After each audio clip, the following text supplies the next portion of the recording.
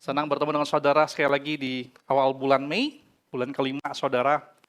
Saya nggak tahu dengan saudara, tapi saya merasa selalu waktu itu berjalan dengan sangat cepat. Rasanya baru tahun baru Sintia, tiba-tiba udah bulan kelima saudara. Dan kita udah mulai siap-siap lagi, bentar lagi untuk mikirin Natal, bentar lagi saudara. Dan hari ini saya mau bicara tentang bahwa Tuhan itu dekat. Tuhan itu dekat. Dan ini bicara tentang sesuatu yang berbeda dari yang biasanya saudara biasanya dengar. Bahwa mengenai kehidupan saudara, biasanya ada dua pandangan besar dalam tentang kehidupan. Yang pertama adalah, ada orang yang berkata bahwa hidup itu adalah penderitaan. Buktinya apa? Buktinya bayi aja, waktu baru lahir dia nangis atau ketawa. Nangis. Dan karena itu, ada orang-orang yang berkata bahwa hidup itu adalah penderitaan. Ada pandangan kedua yang mengatakan bahwa hidup itu adalah ya kebahagiaan. Terutama kalau manusia itu sudah temukan tujuan hidupnya, dia sudah temukan makna hidupnya. Dia bakal hidup dengan bahagia. Nggak ada tuh yang namanya penderitaan. Pasti bahagia. Tapi betulkah demikian? Karena kalau kita mau jujur saudara, sejujurnya kita mengalami dua hal ini silih berganti. Betul nggak? Kita mengalami yang namanya suka dan duka, itu seperti musim kehidupan yang bakal datang dan pergi. Kita tidak selamanya bakal happy, tapi kita juga tidak selamanya bakal sedih. Amin? Amin? Yang lebih penting menurut saya adalah begini, dengan siapa kita menjalani kehidupan, waktu suka dan duka itu datang. Siapa yang kita bisa andalkan, selalu bersama dengan kita, waktu kita mengalami hal yang baik, kita merayakan sesuatu, atau waktu kita mengalami hal yang buruk. Dengan siapa kita bersama pada masa-masa itu? Apakah dengan manusia? Contohnya, apakah dengan pasangan contohnya? Pasangan tentu saja adalah anugerah Tuhan bagi kita. Tapi dalam banyak contoh, pasangan tidak selalu mampu untuk selalu bersama dengan kita dalam suka dan duka. Betul nggak? Meskipun dia mau, belum tentu dia mampu melakukannya. Pasangan kita setidaknya butuh tidur untuk dia punya kekuatan besok hari. Sementara kita mungkin lagi sedang tidak bisa tidur. Pasangan kita ada juga yang bisa jadi sakit keras, lalu pulang ke surga lebih dulu meninggalkan kita. Pasangan kita ada juga yang mungkin bisa lupa janji pernikahannya, lalu pergi tinggalkan kita. Selama dia manusia, saudara, seringkali memang, meskipun mau, kadang-kadang, entah itu pasangan, entah itu sahabat, dia belum tentu mampu untuk selalu bersama dengan kita, melewati kehidupan kita. Dan saudara perlu tahu, sekarang siapa yang bisa selalu kita andalkan bersama dengan kita? Saya ngajak saudara lihat dalam Mazmur 34, ayat 19-23. Dan saya akan nyari saudara baca pelan-pelan, dan saudara temukan apakah ada sesuatu yang aneh, yang mengecewakan mungkin bagi saudara bahkan dalam firman Tuhan itu, atau sesuatu yang pengen saudara tahu lebih dalam. Kalau begitu seperti apa? Saudara buka dalam Mazmur 34, ayat 19-23. Yang sudah ketemu boleh katakan amin. Mazmur 34, ayat 19-23. Saudara boleh buka di handphone, atau kalau saudara nggak bawa handphone hari ini, saudara boleh dengarkan, nanti kita bakal bacakan ini bersama-sama. Saudara simak baik-baik. Sudah ketemu semuanya? Sudah? Sudah, kalau gitu kita baca bersama-sama. 1, 2, 3. Tuhan itu dekat kepada orang-orang yang patah hati, dan ia menyelamatkan orang-orang yang remuk jiwanya. Kemalangan orang benar banyak, tetapi Tuhan melepaskan dia dari semuanya itu. Ia melindungi segala tulangnya, tidak satu pun yang patah. Kemalangan akan mematikan orang fasik, dan siapa yang membenci orang benar akan menanggung hukuman. Tuhan membebaskan jiwa hamba-hambanya, dan semua orang yang berlindung padanya tidak akan menanggung hukuman. Nah, firman Tuhan tadi berkata, pertama-tama di awal Tuhan berkata Tuhan itu dekat. Dia nggak jauh. Mengapa kita memerlukan Tuhan yang dekat? Karena sekali lagi, memang kita nggak perlu sendirian untuk melewati suka dan duka, saudara. Sama sekali nggak perlu. Ada orang yang berkata, ya hidup itu seperti perjalanan menuju puncak. Semua orang tahu, untuk sampai di puncak, itu bakal menyenangkan sekali. Ada berkat sendiri, ada kebahagiaan sendiri kalau kita bisa jadi di puncak. Entah itu puncak karir, entah itu puncak kesehatan saudara, atau apapun. Semua orang tahu, semua orang pengen berada di atas puncak. Tetapi, meskipun semua orang tahu, meskipun semua orang mau, tetapi tidak semua orang akan berhasil sampai ke puncak. Mengapa? Karena bisa jadi pertama, dia dalam perjalanan terluka, dan dia terpaksa nyerah. Atau dia memilih sendiri untuk menyerah. Dia berpikir, di sini sekarang udah cukup lah. Nggak perlulah naik lagi ke atas, capek, males.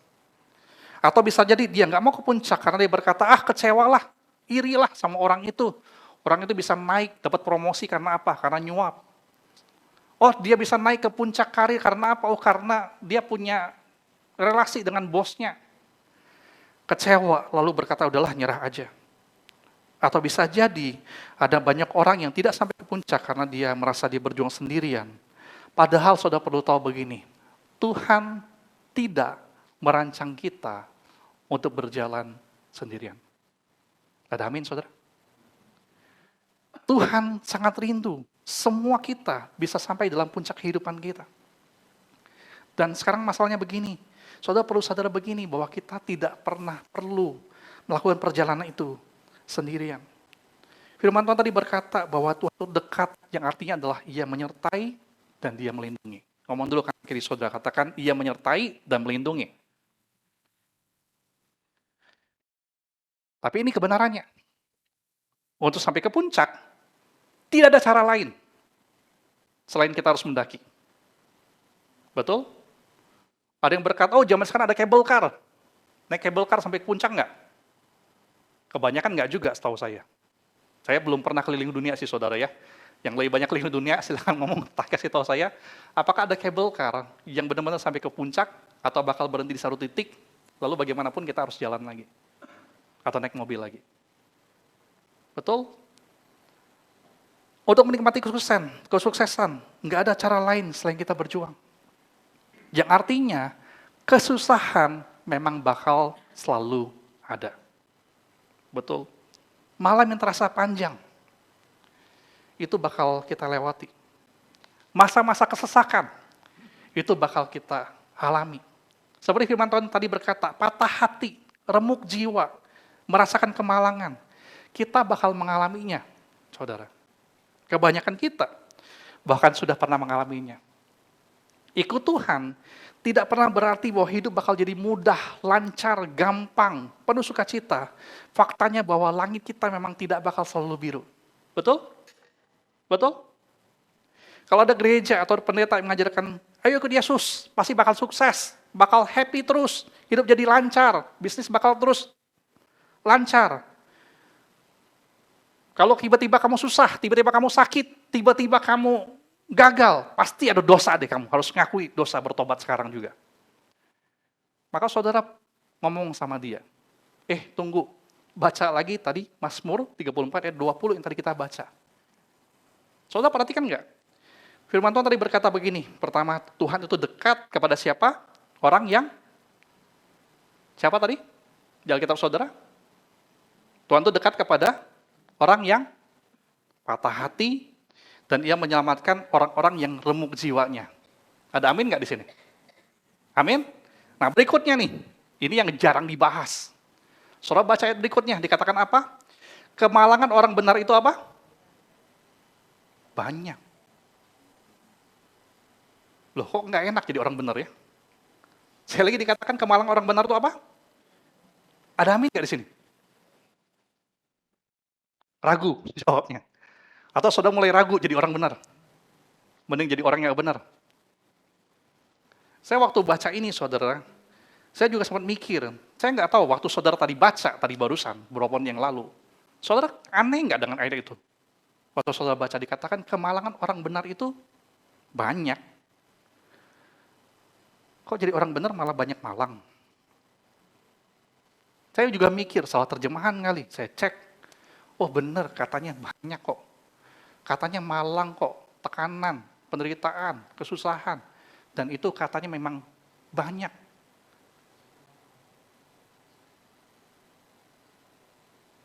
Tapi ini janji Tuhan berikutnya bagi kita. Dikatakan Tuhan melepaskan dia dari semuanya itu. Ia melindungi segala tulangnya, tidak ada satupun yang patah. Kalau saudara ragu untuk amini soal kemalangan orang benar itu banyak, saya berharap saudara mengamini yang ini. Bahwa Tuhan berkata, dia, Tuhan, akan melepaskan kita orang benar dari semuanya. Ada amin? Nah, ini kenceng nih aminnya kalian ini. Oh ya. Tuhan itu dekat, dia menyertai, dia melindungi, dan meskipun Tuhan berkata kemalangan memang akan ada dan bisa banyak. Tapi Tuhan sekali lagi berjanji akan melepaskan kita dari semuanya itu. Dia melindungi kita. Maka jangan menyerah untuk berjalan terus sampai ke puncak, saudara. Jangan berpikir untuk cari aman, cari nyaman, yang nggak bawa saudara kemana-mana. Karena sesungguhnya, memang hidup itu nggak mudah. Perjuangan kita tuh berjalan. Tapi ini sekarang yang kedua adalah penting. Namun jangan juga berjalan sendirian, saudara. Karena Tuhan itu dekat, dia menyertai melindungi, dan bahkan dia memberi penolong. Ngomong dulu kan kiri saudara, katakan Tuhan memberi penolong. Dan saudara tahu nggak, saudara pernah pikir nggak tentang ini? Tuhan memberi kita penolong. Siapa sih? Apakah ini sedang bicara tentang penolong yang sepadan, yang artinya pasangan kita, atau sahabat kita, atau orang tua kita? No, Tuhan sedang berkata tentang dia memberi penolong yang tidak sepadan dengan kita, yang jauh lebih tinggi di atas kita. Saya ingin saudara baca di dalam Yohanes 15, ayat 16 sampai 16, 17, dan 26 di depan ada. Kita baca di depan aja, sama-sama. 1, 2, 3, ini ngomong Yesus, 1, 2, 3. Aku akan minta kepada Bapa, dia akan berikan kepadamu seorang penolong yang lain, supaya ia menyertai kamu selama-lamanya. Yaitu roh kebenaran, dunia tidak dapat menerima dia, sebab dunia tidak dapat melihat dia, dan tidak mengenal dia. Tetapi kamu mengenal dia, sebab dia menyertai kamu dan akan diam di dalam kamu. Ayat 26. Tetapi penghibur, yaitu Roh Kudus, yang akan diutus oleh Bapa dalam namaku, dialah yang akan mengajarkan segala sesuatu kepadamu, dan akan mengingatkan kamu akan semua yang telah kukatakan kepadamu. Saudara mungkin pernah ragu waktu bicara tentang Tuhan itu mau menolong kita. Dan saudara berkata Allah itu ada di surga. Dia bertahta di atas surga seperti kita suka nyanyikan. Allah anak Tuhan Yesus, kita rayakan. Kita punya ibadah di 18 Mei, saudara. Kita rayakan dia itu naik ke surga. Yang artinya, saudara suka tidak suka, faktanya adalah dia tidak ada sedang di bumi sekarang. Meskipun dia maha hadir, tetapi Tuhan berkata dia ada di atas sekarang. Tapi itu artinya Tuhan itu jauh, dia nggak lagi dekat. Saudara perlu tahu ini, Tuhan tetap dekat, karena Tuhan berkata bahwa dia memberi kita penolong, yang akan menyertai kita selama-lamanya. Dimanapun kita berada. Bahkan Yesus mengatakan bahwa Roh Kudus diam di dalam kita, ia tinggal diam di dalam kita. Saudara ngerasa nggak? Roh Kudus tinggal di dalam saudara. Saudara tahu tidak itu? Ada Roh Kudus tinggal di dalam saudara. Kapan Roh Kudus berdiam di dalam kita? Nah ini mulai saudara mungkin mulai agak-agak bingung dengarnya saudara ya. Kapan Roh Kudus diam di dalam kita? Yaitu waktu kita terima baptisan Roh Kudus namanya. Nah saudara mulai mikir nih kayaknya Musa Anlo mulai nggak benar nih kayaknya ngajarnya ya. Atau mulai aneh nih. Saudara dengar dulu. Dan kapan kita dibaptis oleh Roh Kudus? Yaitu saat kita percaya kepada Tuhan. Entah itu berapa puluh tahun yang lalu, entah itu berapa tahun yang lalu, entah itu kemarin, saudara baru bertobat kepada Tuhan. Saudara berkata pada Tuhan, Tuhan, aku minta ampun, aku terima Engkau sebagai Tuhanku, sebagai juru selamatku. Di titik itu, bersama dengan itu, saudara terima yang namanya baptisan Roh Kudus. Dan Roh Kudus tinggal dan diam di dalam saudara pada waktu itu juga. Amin? Amin? Entah saudara rasakan, alami sesuatu atau tidak, Roh Kudus tinggal di dalam saudara sejak saat itu. Dan dia menjadi penolong bagi saudara. Penolong seperti apa? Saya baru baca satu buku, saudara, menarik. Ditulis oleh Max Lucado. Dia menggambarkan Roh Kudus itu menjadi penolong seperti ini. Dia berkata demikian. Bayangkan, ada seorang, kalau Anda, itu sedang berlibur ke pegunungan. Dikasih perusahaan, sebagai insentif, sebagai penghargaan karena sudah bekerja keras. Saudara diberikan penghargaan untuk boleh tinggal di hotel di atas gunung dengan gratis, dan saudara dapatkan hotel yang sangat bagus di sana. Saudara cuma perlu pergi, bawa badan, bawa baju untuk pergi ke sana, saudara. Lalu saudara pergi ke sana, sampai di hotel, saudara menemukan betul hotelnya sangat bagus sekali, tapi saudara melihat keluar juga bahwa pemandangan di luar juga sangat indah. Meskipun hotelnya sangat bagus, saudara pasti tidak bakal berpikir untuk, sudahlah saya tinggal di hotel aja seharian. Ini 4 malam nih, udah di hotel aja lah, gak usah kemana-mana. Betul nggak? Karena saudara lihat pemandangan di luar bagus, saudara berkata, besok pagi, setelah sarapan, saya mau keluar. Saya mau bertualang, saya mau coba mendaki gunung, saya mau lihat pemandangan. Dan besok pagi saudara bangun, saudara sarapan, saudara ambil minuman, taruh di ransel saudara. Saudara siapin makanan secukupnya, taruh di ransel saudara. Ransel saudara itu, saudara bawa, lalu saudara mulai berjalan, keluar dari lobi hotel.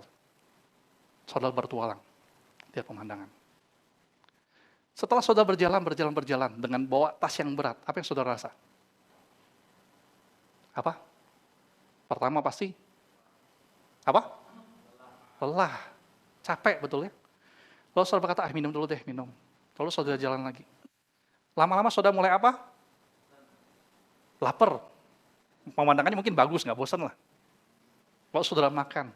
Tapi saudara bawa lagi ransel saudara. Dan waktu saudara sudah mulai capek, ransel yang saudara tadi pagi bawa, mulai terasa apa? Lebih berat daripada biasanya, betul nggak? Waktu saudara lagi di sana lagi istirahat, duduk tenang-tenang, lalu saudara menemukan ada satu grup keluar dari hotel juga. Dan mereka punya pemandu. Dan saudara lihat semua orang yang ikut pemandu ini, mereka nggak bawa ransel. Mereka nggak bawa apapun. Mereka cuma jalan dengan tenang, dengan nikmat, ikutin pemandunya pergi kemana. Pemandu ceritain kepada mereka, di sebelah sini ada apa, sebelah kiri ada apa. Dan mereka cuma enjoy saja, nikmati hari mereka bertualang, mendaki di atas gunung. Nah, Soleh mulai berkata, kayaknya mereka mungkin bayar lebih mahal. Jadi saya nggak dapat itu. Saudara jalan lagi, lalu saudara menemukan mereka makan, disediakan oleh pemandunya. Minumannya enak. Kalau wine tidak berdosa, mereka minum wine. Berdosa nggak minum wine, saudara? Enggak, saudara ya. Boleh. Saya punya foto dengan wine-wine, tapi saya nggak minum, saudara. Jangan disebarkan fotonya, nanti jadi repot. Setelah dia lihat itu, dia mulai mikir, kok saya susah sendiri ya? Capek deh, sudah. Dia balik lagi ke hotel, dia istirahat. Besok pagi dia mikir lagi, di luar terlalu indah, masa saya di hotel sendirian? Saya keluar lagi deh. Waktu dia keluar lagi, dia ketemu lagi. Satu grup yang lain, dengan pemandu yang sama. Menikmati hari yang lebih indah daripada dia. Nggak bawa ransel, nggak bawa beban, dia jalan terus. Nikmati pemandangan, dan dia mulai berkata, kayaknya aku ini tidak beruntung, seberuntung mereka. Aku nggak dapetin semua itu. Setelah selesai, hari keempat saudara check out. Waktu saudara check out, resepsionis tanya saudara, kenapa ya Pak, Bu, Anda nggak ikut pemandu aja? Kenapa ya? Pergi sendirian, padahal ada pemandu loh. Dan kita siapin penolong buat kamu bawain bebannya, kami siapin makanannya. Bapak nggak tahu ya, bahwa semua itu adalah paket hotel saudara. Dan di hari itu, suatu saudara siawat, saudara cuma bisa ngomong apa? Nyesel banget, nyapa susah sendirian.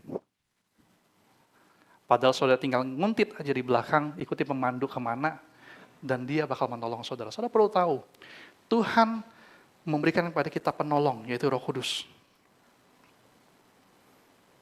Dia adalah seseorang yang berjalan bersama Anda, memandu Anda, dan dia mau memikul bebannya saudara. Amin, saudara? Dia mau jadi sebagai roh kebenaran, yang waktu saudara baca firman Tuhan, saudara bakal ngerti. Dan waktu saudara sedang butuh firman Tuhan itu, ingat kembali. Roh Kudus bakal buat saudara ingat, firman Tuhan pernah ngomong begini. Dia bakal jadi penghibur saudara, pendorong saudara, waktu saudara mulai ragu. Waktu saudara mulai ke kanan dan ke kiri, nggak mau ikuti jalan yang lurus.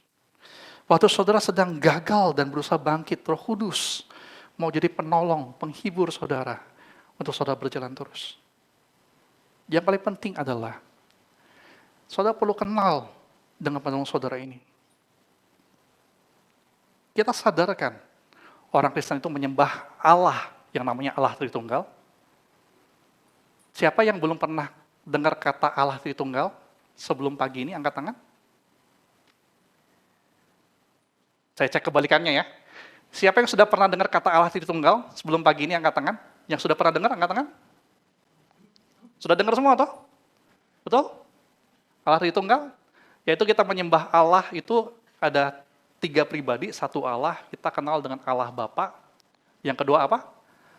Allah Anak, dan ketiga Allah Roh Kudus. Kalau kita bertanya kepada orang Kristen tentang Allah Bapa, kita ngerti, oh dia Allah Bapa, kita itu anaknya. Kalau kita ditanya tentang Allah Anak, kita mengerti tentang Yesus, kita bisa bercerita tentang kelahirannya, kematiannya, kebangkitannya, pengajarannya. Tapi kalau saudara ditanya hari ini tentang Allah Roh Kudus, saudara bakal jawab apa?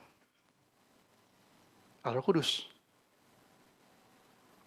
Karena ini faktanya saudara, kita perlu kenal Allah Roh Kudus dengan cukup mendalam. Karena, catat nih baik-baik. Kalau saudara tidak kenal Allah Roh Kudus dengan cukup, bisa jadi selama ini saudara mungkin menolong diri saudara sendiri. Saudara punya penolong, saudara punya pembantu, tapi saudara nggak gunakan penolong itu yang Tuhan sediakan buat saudara. Kita semua kenal. Misalnya kita mengerti bahwa orang Kristen harus menghasilkan buah-buah Roh Kudus. Buah-buah Roh Kudus itu apa? Apa ya saudara? Kasih, sukacita, damai sejahtera, sabar, kebaikan, kemurahan, setia, lemah lembut, penguasaan diri. Ulang lagi ya, coba ya. Buah Roh Kudus apa? Kasih, sukacita, damai sejahtera, sabar, murah hati, kebaikan, kesetiaan, lemah lembut, penguasaan diri. Orang Kristen dikatakan harus punya hal-hal ini, 9. Tapi tahukah saudara, bahwa kita bisa menghasilkan buah-buah ini dengan cara kita, dengan cara dunia, sendirian.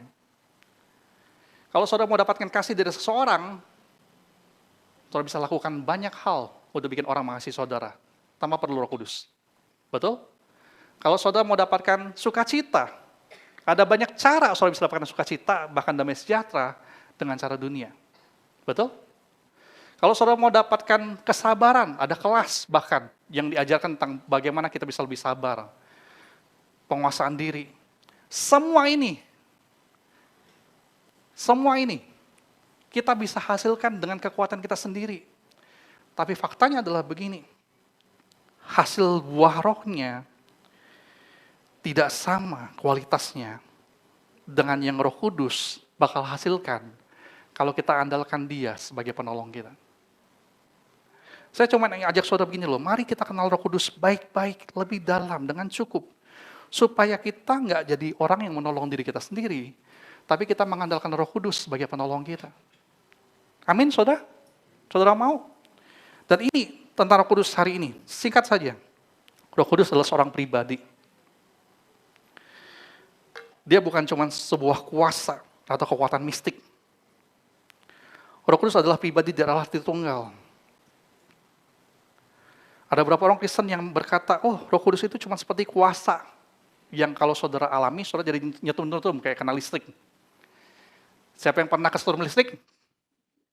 Saya mungkin udah puluhan kali saya kesetrum di gereja ini, saudara. Sampai sekarang puji Tuhan, saya masih selamat. Dan saya mulai menghindari kabel mulai sekarang, saudara. Ada orang berkata, ya kalau ada dapat Roh Kudus itu kayak ada nyetrum-nyetrum gitu loh. Ada yang beda, belum melepar. Saudara perlu tahu. Enggak seperti itu. Roh Kudus bukan cuma sekedar kuasa. Roh Kudus adalah pribadi. Dan kita harus berteman dengan Dia, membangun hubungan dengan Dia. Sama seperti seorang sahabat. Yang kedua, Roh Kudus bakal selalu menunjuk kepada Yesus dan firman-Nya. Kalau saudara baca Alkitab, termasuk dalam Yohanes 15 tadi, saudara bakal temukan bahwa Roh Kudus tidak pernah menunjuk kepada dirinya sendiri. Roh Kudus tidak pernah meminta dirinya diagungkan. Roh Kudus selalu menunjuk kepada siapa? Yesus dan firman Tuhan.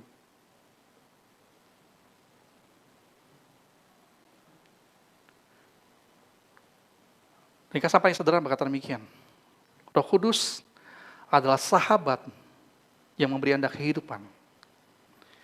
Dia ada untuk menuntun Anda kepada Yesus dan firman-Nya. Kalau saudara benar-benar menggunakan Roh Kudus, punya hubungan dengan Roh Kudus, seperti dengan seorang sahabat, maka baru saudara bisa mengalami Tuhan itu dekat pada masa kini. Karena sesungguhnya saudara, sejujurnya pada masa kini, saudara cuma bisa mengalami Tuhan itu dekat kalau saudara punya hubungan dengan Roh Kudus dengan lebih dalam. Baru saudara bakal bisa merasakan Tuhan itu dekat dan Dia menyelamatkan. Tuhan itu dekat dan Dia bakal melepaskan kita, melindungi kita, membebaskan kita. Karena itu saya ajak saudara, mulai hari ini, kita belajar lebih banyak tentang Roh Kudus ini. Sepanjang bulan ini saudara, kita bakal punya tema tentang dipenuhi Roh Kudus. Sekali lagi, saya berharap saudara tidak khawatir. Oh jangan-jangan Musa Unlock ini mulai berubah nih ya. Semenjak panggilan ganti dari Musa jadi pastor, kayaknya ajarnya berubah nih. Saudara pastikan saja, aman kok, tenang. Saya nggak bakal mengajar saudara apa yang saya mimpi tadi malam. Saya nggak bakal ajarkan saudara pengalaman saya apa, enggak. Firman Tuhan bakal selalu jadi dasar kita untuk belajar tentang firman Tuhan. Tapi betul, kita perlu belajar tentang Roh Kudus lebih dalam. Karena di Amerika, beberapa tahun yang lalu, dibikin sebuah survei, Barna Research namanya, mereka sebuah survei begini. Dari 10 orang Kristen, hanya 4 yang mengerti bahwa Roh Kudus adalah seorang pribadi. Sisanya hanya menganggap Roh Kudus itu seperti apa? Kekuatan yang ada di dalam Tuhan, yang ada untuk kita. Saya tidak ingin saudara di gereja ini, kalau disurvei cuma ada 4 dari 10 orang yang mengerti bahwa Roh Kudus adalah pribadi Allah yang kita harus punya hubungan dengan Dia.